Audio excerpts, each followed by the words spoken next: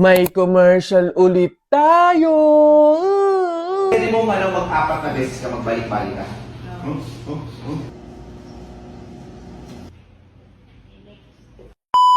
Howdy mga human beings! So ayun, meron ulit tayong commercial. Again, thank you so much sa kanya at sa mga pumili ulit sa akin. Hindi ko muna sasabihin kung anong brand to kasi bawal pa. Kailangan munang mapalabas or ma-launch yung commercial. First day of shoot namin is March 9. So ngayong March 7, Friday, magkakaroon muna kami ng workshop, fitting, and makeup look test. Samahan nyo ako.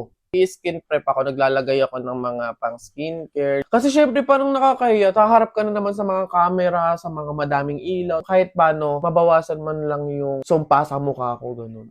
By 11:30 nasundo na ako ng service. Imagine galing pa siyang Manila, sinundo ako dito sa Cavite. Grabe po yung special treatment. Thank you po.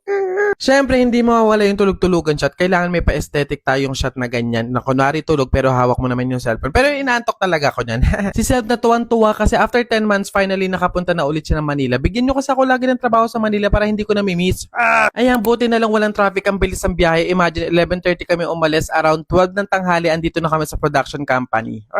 Ayun, mga human being, andito na kami sa production company. So, waiting lang ako dito. 2 pa yung start. Andito na ako ng 12. Hang! Aga mo! Ganun kami kaagap. Okay, so time is gold.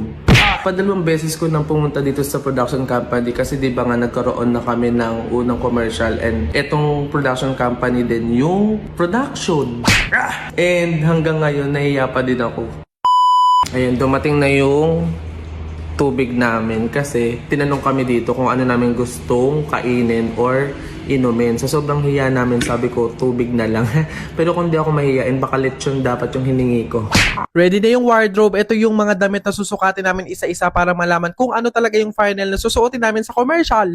So dito naman mga human being, nag-start na yung workshop namin with Direct Lyle. So dito hindi ko pwede ipakita ko sino yung mga kasama ko sa commercial. Antayin nyo na lang yung short vlog ko na behind the scene or yung mismong commercial.